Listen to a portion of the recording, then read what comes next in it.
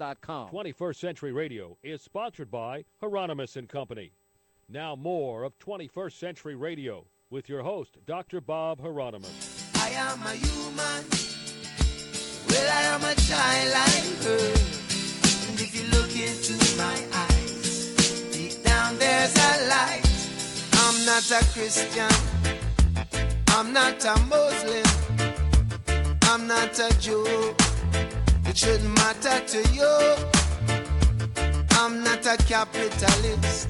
And I'm not a communist. I'm not a socialist. I'm not the politics. Tell me, are these the reasons you can't live right? I am a human. Oh, go get him, Ziggy. Get him. Play him a little bit longer, please. I am a human. Oh, thank you, Ziggy Marley. And we just we just emailed Ziggy the other day and told him that he would be invited to the next Woodstock, the Woodstock's 50th. He's been wanting to go, and we're setting it up for him. And we're going to drive him around in our bus. Along with, we're going to be also driving around Jimi Hendrix's sister at the same time. Introducing both of them together has been a joy for me. Now, I got to break some rules and regulations, but first I'll tell you our guest is Barbara Hand Clow, Revelations of the Aquarian Age, Bear & Company, www.handclow2012.com. Do you think this is an important book? Yes, we do. Here's how important we think it is. We want to make sure you get a copy of this book. And anyone out there who purchases a copy of this book, and you can prove it to us, we will send you any book that we've ever written, or any book that we have. You know, we can have books going back 30 years of our guests. So anything you want, you can have it. You need to read this book. Okay. Barbara? Yes. You referred to an important work of Ahmed Osman, who joined us here on 21st Century Radio in 2003 and 2004 to review his Bear & Company books, Moses and Akhenaten, and the Hebrew Pharaohs of Egypt. What's your perspective on the possibility that Akhenaten and Moses may have been the same person? I've come to the point where I believe that. And for me, it goes back to Freud. And Freud wrote a book called, let's see, I don't know the title. It might be just Moses Akhenaten. That's right. Sure. I don't. Is that right? Yes, ma'am. And I read that years ago, and I really resonated with it because I'm very knowledgeable in Egyptology, and there was just something about Akhenaten that just never fit, never was part of the program, his belief system and the way things worked in Egypt. And so then, in the meantime, his personality fits Moses. And so then, as you know, with Ahmed Osman, he's done us a big favor. And I never met him. I always wanted to meet him because I admire what he's done. What he's done is he's used his Islamic scholarly tools to help us get a better perspective on who Moses was. And a lot of people just forget about the fact that from one point of view, the Quran and the Islamic teachings are an advance on Christianity. Yes, and they are. I don't mean that they're better or more positive, but in terms of timing, these teachings came in 700 years after Christianity. And so they have a perspective in them that Ahmed Osman, fortunately, was willing to tease out for us, which is that more important than Moses and Akhenaten, Dr. Bob, is the issue of the type of Christianity in the Quran. Because the Christianity that's in the Quran is actually closer to the authentic early Christianity than the Bible is. And the reason that this happened is that Christianity in the beginning was a Jewish religion, because after all, Jesus was a Jew. Of course. And then as the ages began to transform, as we went into the age of Pisces, Christianity became a new religion. And as you know from earlier discussion tonight, it was basically taken over by St. Paul, who changed the basic teachings original Christianity. And so for me, I have a very, very profound relationship with Jesus and with Christ. I always have had, in spite of religion. I've got my own relationship with this great being. And Ahmed Osman has done such a good job of showing how the Islamic understanding of Christianity is probably closer to the original than Christianity is. And I think that's a great gift to us. Yes, it is. And I was pretty shocked back there in 2002 before I bumped into reading his stuff. And it's he's an amazing guy, I think. Yeah, and it's so hard if you've been given an indoctrination, in religion or in your life, and then you run into somebody like Ahmed Osman who has a completely different perspective on it. I don't know what it's like for you, but when I first encounter that new perspective, I almost can't see it at all because the indoctrination is so intense. Yeah. You know what I mean? Yeah, sure. So what I did with Ahmed Osman's work is I just kept reading him and kept listening to him and kept on working on how does this fit in relationship to what I know, and finally came to the point where as far as Moses and Akhenaten are concerned, I think it's a slam dunk. Yeah, thank you so Akhenaten much. bopped out of Egypt and went over to Israel and changed his name, or over to Sinai, or even into Canaan, and changed his identity. We were very much involved in the Akhenaten Temple project. I was a student of certainly I can remember times in Egypt painting murals, and that's no surprise to anybody. But I that's when I enjoyed so much our going to Egypt, and under the auspices of oh my gosh, how in the world could I forget his name right now? Oh, well, it really is not important, except that that he was assassinated, and by his own people, and for some reason it's Anwar Sadat. My God, how could I forget that? That's an amazing. When you get old, it's. You said you're 74 and I'm 75. So yeah. I'm actually managed for the first time in my life to screw up the great ages by 2,000 years early on in this show. Well, we have to be kind to ourselves. Right? I know, but he was so different when we met him and spent time with him. It was so different, and his wife is so lovely, and I felt so poorly for her because she could not say what she knew, and so every time we got together, it had to be. We really couldn't talk about a lot of things. But it was he. When I first met him, I gave him a gold Great Seal of the United States, a medal that has the front side of the Great Seal and the reverse side, the pyramid, the eye, and the triangle. And I gave it to him, and he looked at me and he said, "Bob, this is a magical talisman. Take a look at above the Great Pyramid. And what do you see? That pyramid side," he says, "is Egypt. The other side, look above the eagle's head, and you'll see a six-pointed star. And that six-pointed star is Israel. And that his coming together with Israel, or trying to bring those two nations together, was what really was the kind of thing he really wanted to see happen more than just about anybody in the world." And of course, then he was assassinated by his own people, and that we had to go back to Egypt several times, but we never knew that a good many people there just hated him for what he did, and it's hard to see and feel that kind of stuff. And I'm sorry to get us off on another direction here, and my boss is yelling at me in the other room. It's a good thing you can't hear. So let's go back to.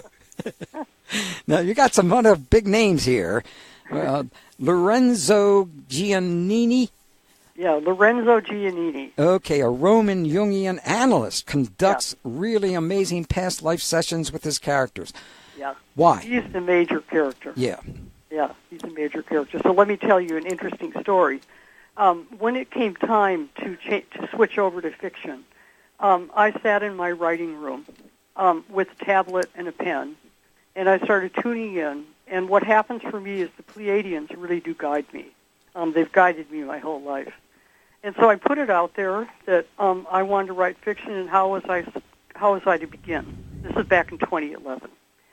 So what happened was the Pleiadians transmitted 3 pages of writing to me that were, what it was the names of the characters, their ages, their background, their religion, their basic psychology.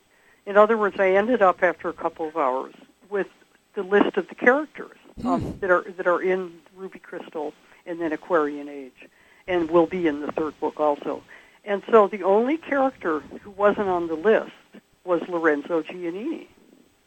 So then what happened was I started writing Ruby Crystal, and I'm writing furiously.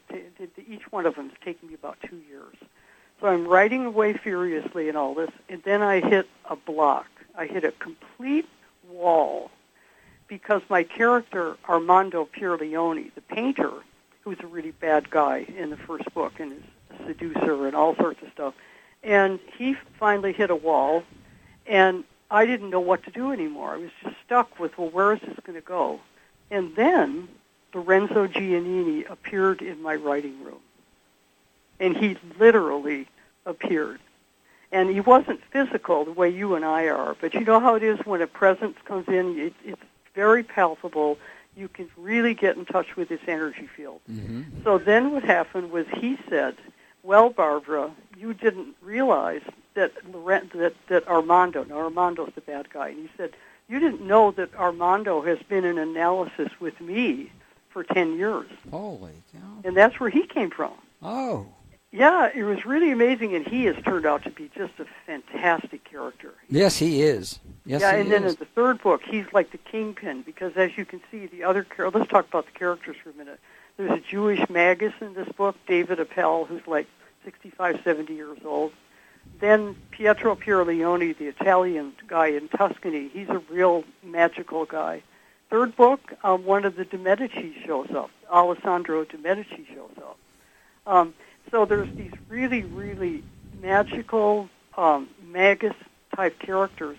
And what Lorenzo ends up doing, Lorenzo Giannini, the analyst, is he ends up doing sessions with almost all the people in the book. And then what happens, of course, is then everything is deeply interwoven. Well, your characters are also exploring extremely ancient timelines as far back as 17,000 years ago.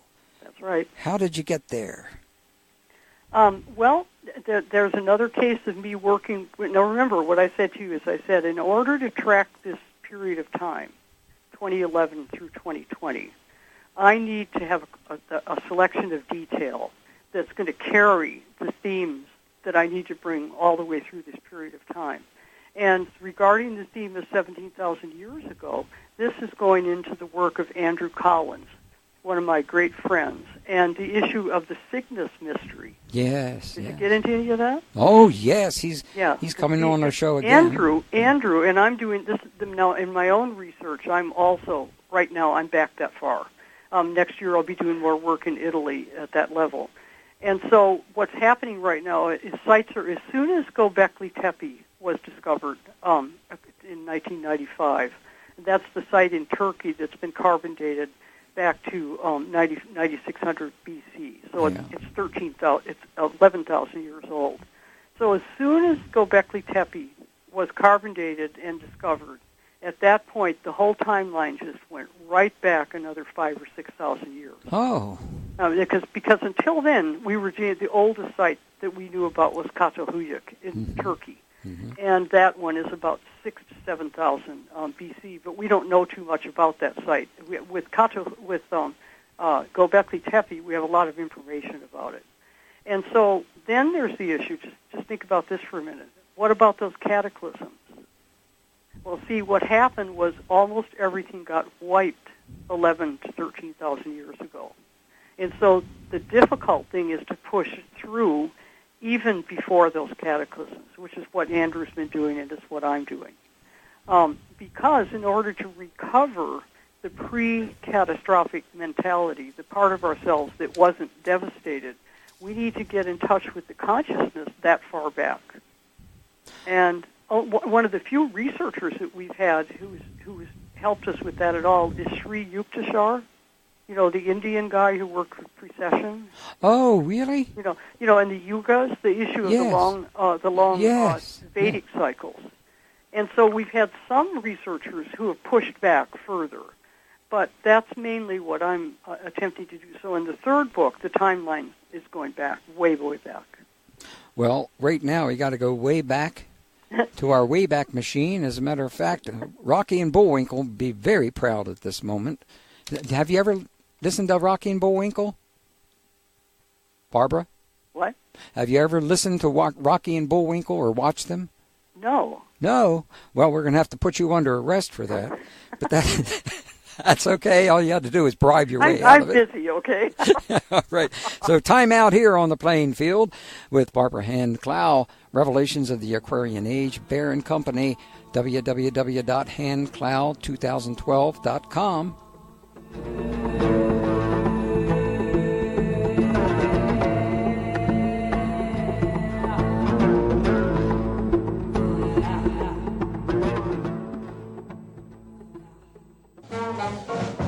We're moving here to a previous incarnation, so we're get moving here. Would you like to win a free copy of the book we're talking about tonight? Revelation of the Aquarian Age by Barbara Hand Clow, courtesy of our friends at Bear and Company. If you know the answer to this hour's trivia question, you will win that book. Do you know who my final guest was on 21st Century Radio the last time I hosted 21st Century Radio? That's right. Tell us who our final guest was the last time I hosted 21st Century Radio, and you will be the winner. Now, we have new traditions ever since our president. You can bribe me by sending $420, and that's okay. That's all right. I'll take it, and we'll give you the book. Or you could give us the truth. Give us the real information. Who was our final guest the last time I hosted 21st Century Radio? Here's how to qualify. If you know the answer to this hour's quiz question on 21st Century Radio and you have not won from us in the last 60 days, call in now. 410-922-6680. That's 410-WCBM-680. First with the right answer wins. Prizes are available for you to pick up at the WCBM studios in Pikesville after Friday of this week. Winners have 60 days to pick up the prizes and must wait 60 days before winning another prize from 21st Century Radio. Good luck. This is Rian Eisler. I'm the author of The Chalice and the Blade, The Real Wealth of Nations, and other books, and president of the Center for Partnership Studies. And I've just done an interview with Dr. Bob Hieronimus for 21st Century Radio, and I've really enjoyed it. So I encourage you to listen. And I also encourage you to go to our website, partnershipway.org. Oh, Sister Rain Smith. Geez, oh whiz. There they go. There they go.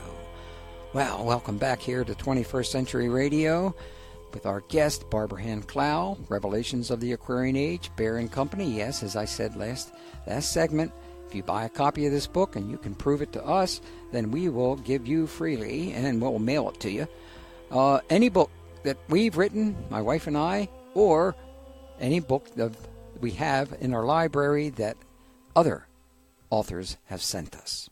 There they go. Okay, you up and at 'em? Barbie? I'm here, and you're going to need to turn it up slightly. Okay, am I up slightly enough? A little bit more. A little bit more? Yeah. Okay, all right, now. Okay, yeah.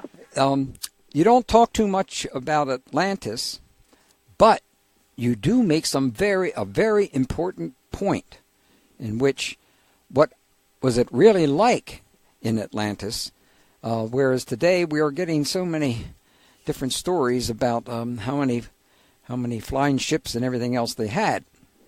What can you tell us about Atlantis?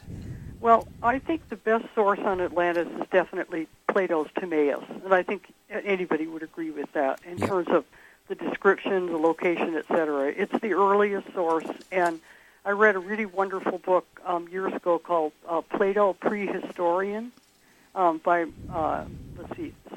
somebody Sedagast. Really, really good book. And she points out that Plato really is the first serious historian. He comes right around the time of Herodotus and Thucydides, but we're starting to get real history at that point.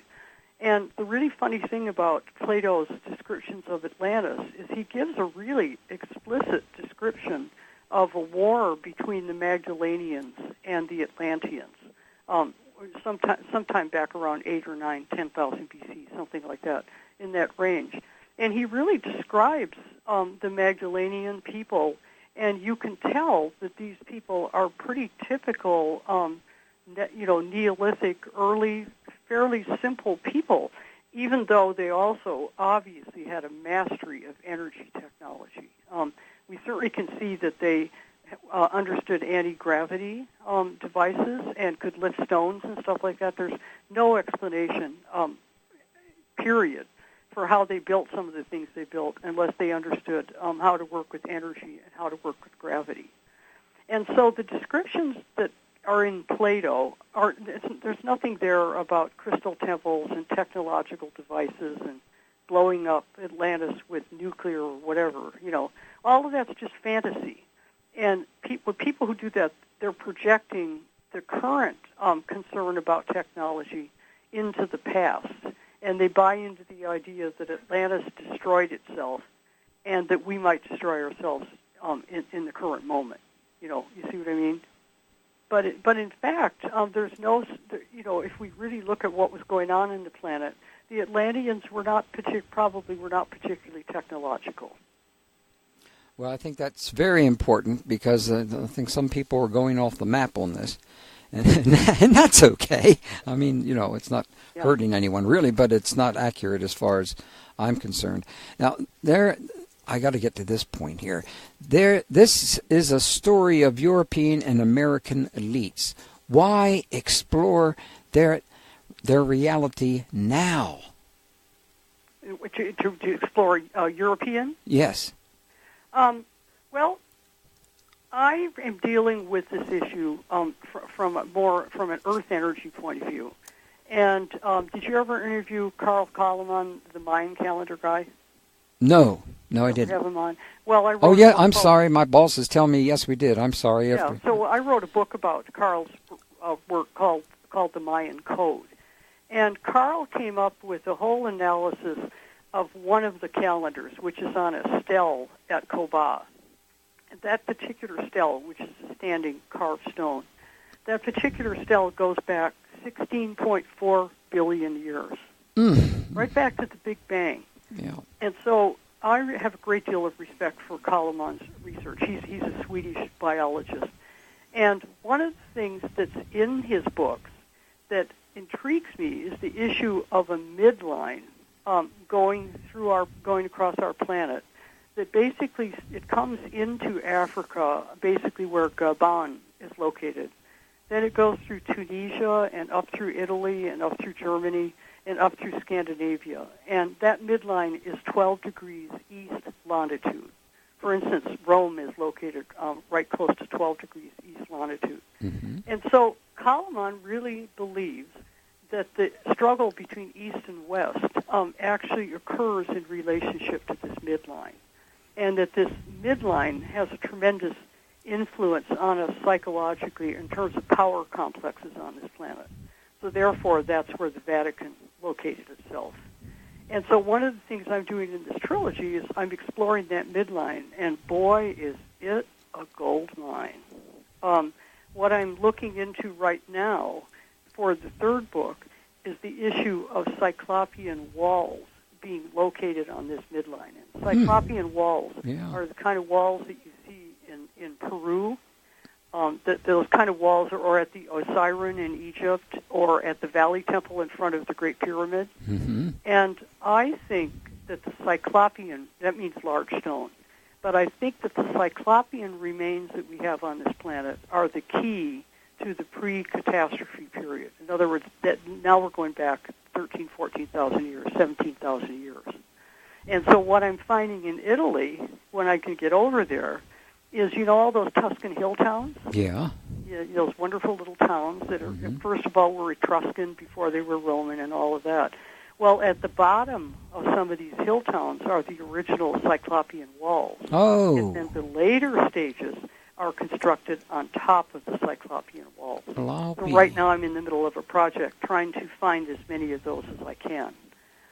Because it would appear that this midline has something to do with the stability of our planet. And what we haven't talked about yet tonight, Dr. Bob, is crustal shifting.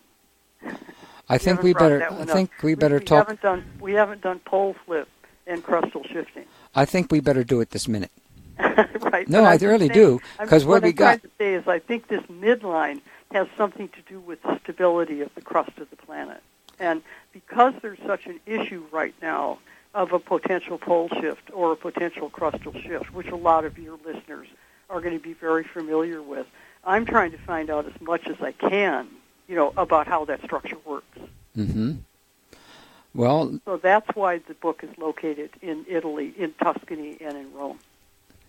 Well, I was surprised to learn things about within the story concerning the damage that our country has done in regards to getting involved in the wars and making them much worse. There's a lot I did not know from that standpoint. Well, I need to get to. Well, let's get to. I'll call it crustal change, earth changes, pole flips. Mm-hmm. Well, let's start it right now. Tell us. Well, from a cyclical point of view, precession of the equinoxes, we're at the opposite point to the cataclysms 12,000, 13,000 years ago. Because, as you know, precession is a 26,000-year cycle. Mm-hmm. And we've come around now so that we're at the opposite point. And there is a tendency for pole shifting and crustal shifting to occur at that point. That's just a basically historical fact. I don't want you to think that I worry about this, because I don't. Because this is one of those things where what's the point of worrying? So I just don't worry about it. But at the same time, I'm trying to learn as much as I can about how this structure probably functions. Well, if there is a pole flip, this is mega. Yeah, exactly. This is mega. Some pole shifts are really totally catastrophic, and others aren't as catastrophic. Well, could you give us the best case scenario from that standpoint? Well, okay, I'm one of those people. I want to know what's going on. That's been my quest in this lifetime, is to figure out what's going on. And so one of the things that happens with this particular cycle is usually the poles melt before there's actually a pole shift. And possibly, if it's just a pole shift, it's not really a huge deal. But if a crustal shifting also occurs, then it's a bigger deal. Mm-hmm. But you can't, I don't know about you, I'm not going to sit around and worry about that. I'm enjoying every day of my life, and I'm exploring as much as I can. But here's where the information is useful. We've been handed a load of BS about climate change. Now, first of all, burning carbon in the atmosphere is not good for the atmosphere. So I'm not going to sit here and say we shouldn't attempt to slow down the carbon buildup.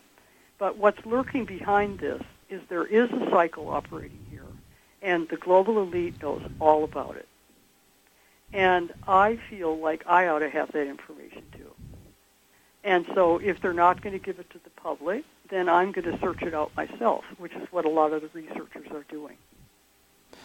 Do you have, on the internet, there are so many stories right now on the pole shifts in Antarctica and Hitler down there in Antarctica, et cetera, et cetera, et cetera. I have never seen this come out, and also the theory of Zecharia Sitchin's theory of planet. I've forgotten what he calls it right now. Planet X. I find a lot of the stuff coming through Sitchin and Planet X and Nibiru a lot of fear mongering.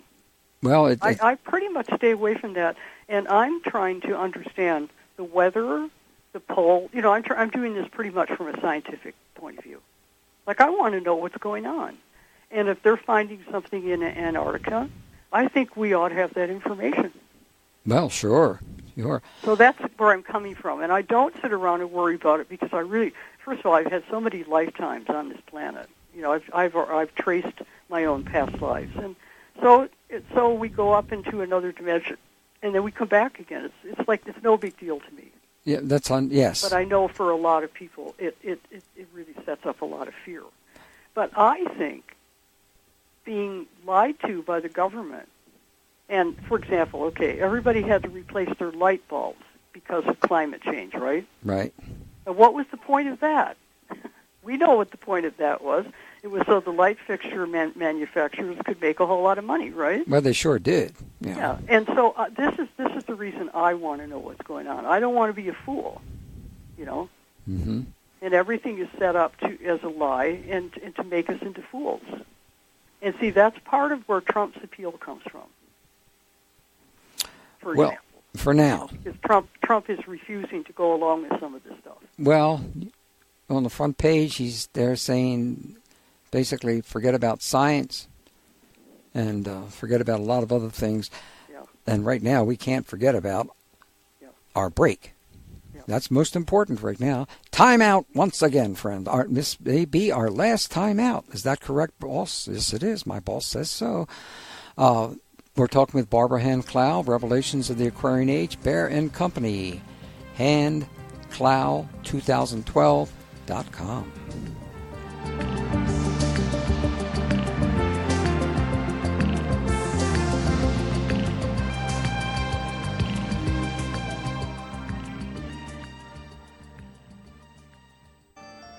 Hello, this is Joanne Shenandoah. I'm a Grammy Award-winning singer-songwriter, Native American Music Award winner, and you're listening to 21st Century Radio with Dr. Bob Hieronimus.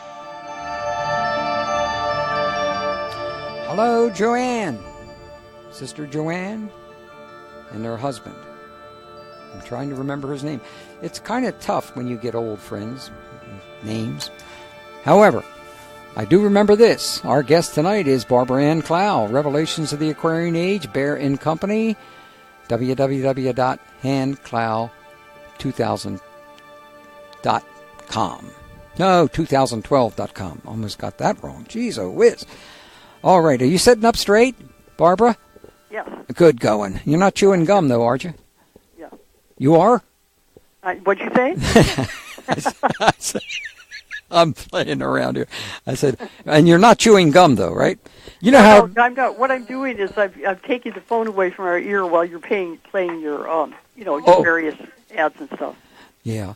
Well, I really want to get back to something that that I think is central here. Why is Armando's painting of Jesus and Mary Magdalene a central theme?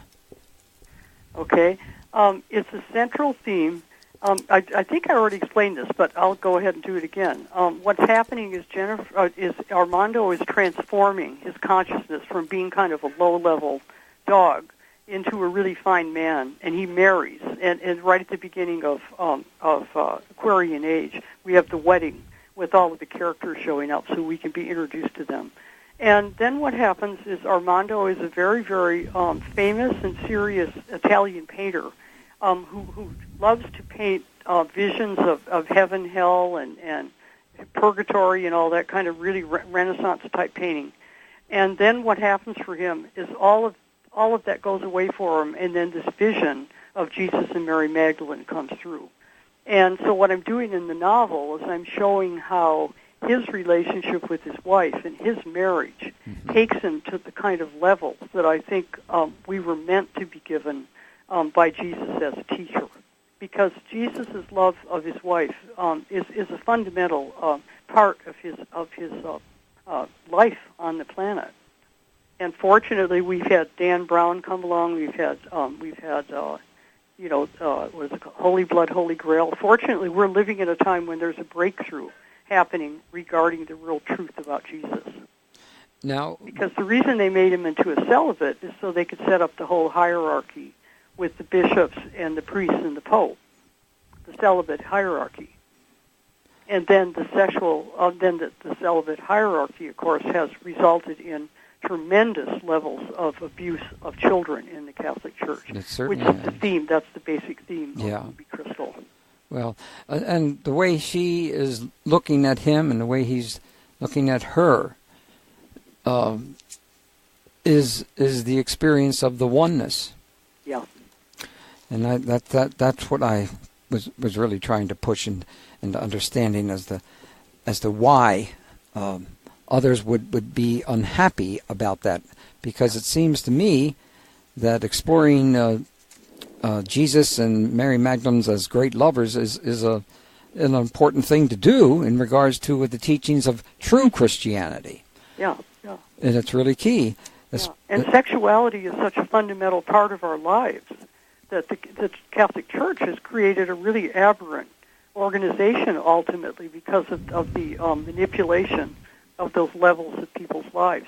And then the other thing about sexuality, of course, is it's the best personal tool that we have for reaching many dimensions.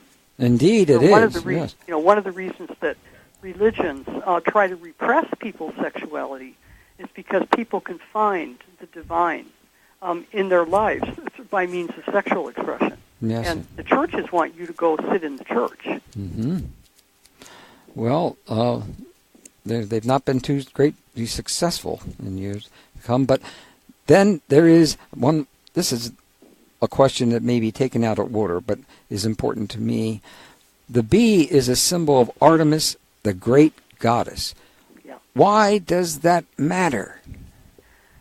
Well, the reason it matters is for the last 5,000 years, we've had the gradual elimination of the power of the feminine, of the power of the great goddess.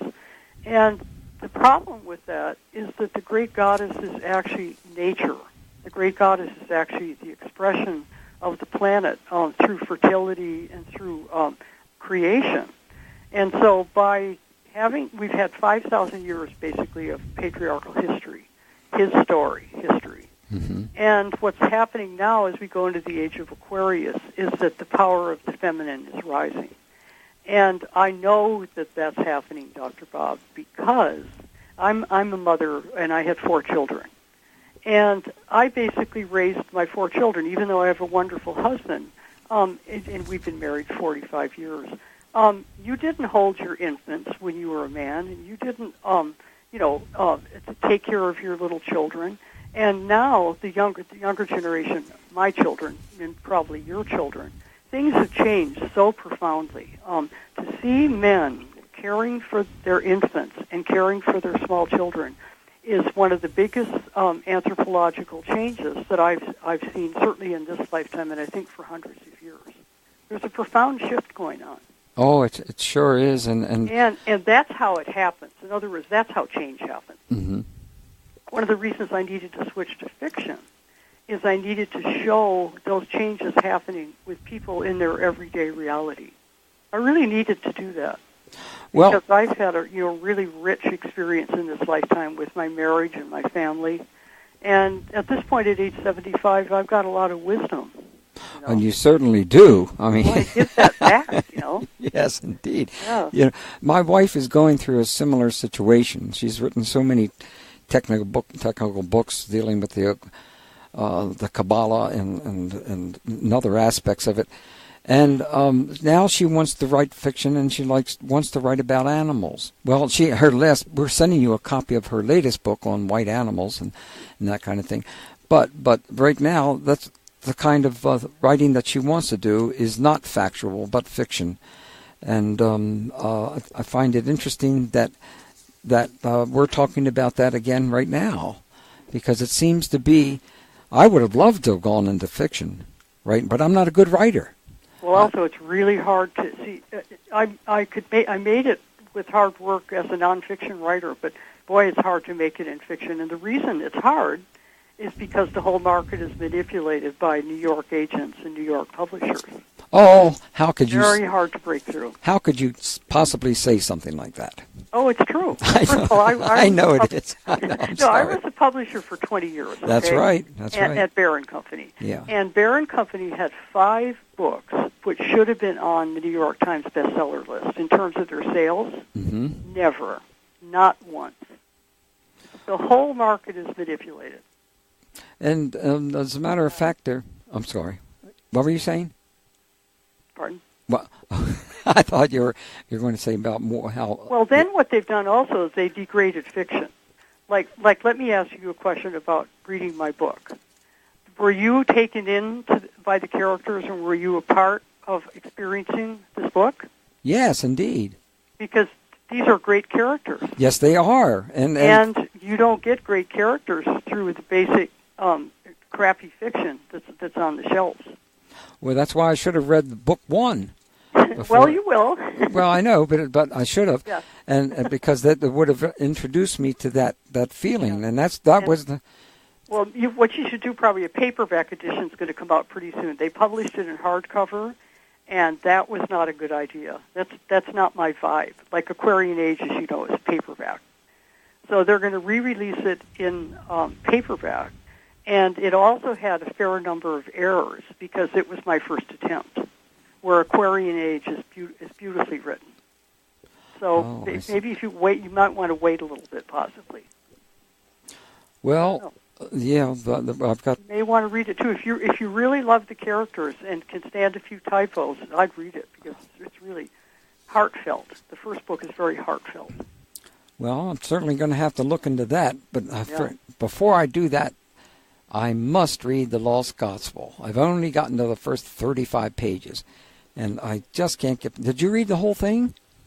Did I read the whole thing? What? Yeah, the Lost Gospel. The what? The Lost Gospel. Oh, yes. Yeah. Because very, very good book. I was so excited about getting to interview the people involved, and then we just got buried under everything else, and that makes it possible. Yeah, 444 pages is a lot of pages to read in a week. Yeah. I can't do. I'm not that good at that. I'm a slow reader. Yeah. Because I enjoy. Are you? Because that's lucky for me. Because of my job, I'm a speed reader. Oh, how fortunate! That helps a lot. Yeah, there's 2 things I missed in my life. One, speed reading, and learning how to speak Spanish. I was forced to take 7 years of French because they told me that that was the future. That was the future language. That's from diplomatic language. It never happened at all. And now, after 7 years of French, I'm not that good at it, obviously. Well, exploring Jesus and Mary Magdalene as great lovers is a big theme. Do you want to elaborate on this any? Well, as far as I can see, and there are so many theories about who Mary Magdalene really was, and I think that I take kind of a broad view. I take a little bit from this writer and a little bit from that writer and everything, but I do think it's clear that she was a priestess of the goddess. And that just because with what Jesus was teaching, this would have been his proper partner in life. And then the anointing scene, of course, where she anoints him, is of course a goddess teaching. So I think basically, I think he came to this planet at the beginning of the age of Pisces in order to emphasize how important that male-female joining is. Mm-hmm. And that doesn't leave out people who are gay or whatever practice people have. It's just that particular joining and the production of children is just a special category on this planet, if you want to call it that. Of course. And I think it's central. It's the big teaching. We all come from it, after all. We all have mothers and we all have fathers, regardless of what anybody is going to practice in a given lifetime. And, of course, I'm a proponent, of reincarnation in many lifetimes. And I think that's another important part of life, is to realize that in any given lifetime, you don't have to do everything. The problem with this one lifetime mentality is it makes it way too difficult for people to feel like they're living their life the way they should be living their life. Yeah. Because you have to look at the whole spectrum of all of the lifetimes. This one lifetime is just not the most important thing. That's right. That's true. It's a hard thing, especially in talking to children about it. I haven't found the right words for that, especially when they're younger.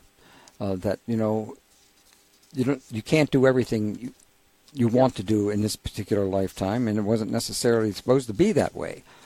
You're just picking up from where you, and that's what's so good about your writing here. When you get into these various people, all the various characters, you're watching them develop and how they're developing. And especially, I liked when they all get together, this Italian family getting together and teaching each other.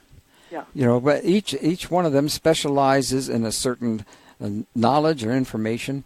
And wouldn't that be thrilling to have? I mean, yeah, that would be thrilling. Yeah, and also some of the background for this novel comes from my experiences with Italians. This is coming from people who lived like that and who live like that right now. And, of course, none of them will be revealed, or the location of any of them will be revealed. But Italians, and again, it may be that midline, it may be the power of that planetary midline, but they have held on more strongly than most other countries to bioregionalism. For example, Italian food. And when you go to Italy, you can just eat great food all the time because everybody's making and growing their own food. Yeah. Yes, and this is going to be a critical issue, as right now we're in a big struggle over bioregionalism versus globalism. And that's one of the reasons that Trump got in. Well, if Hillary had gotten in and continued, it would have just been a race for globalism. But there's a lot of people who don't agree with that. Well, we don't agree with so that. Setting it in Italy was interesting because Italy is still one of the places on the planet that's very bioregional. I have to stop you there because we've run out of time. We've run out of time, Barbara. You've got to join us again in the future, and not 25 years later or something like that. Thank you for joining us, Barbara. It's been, I better mention it. Revelations of the Aquarian Age, Bear and Company, www.handclow2012.com. You gotta spread the word. Tell them what you heard. We're gonna make a better day. Stay connected and stay informed on the #1 news talk station, Talk Radio 680, WCBM, Baltimore, and WCBM.com.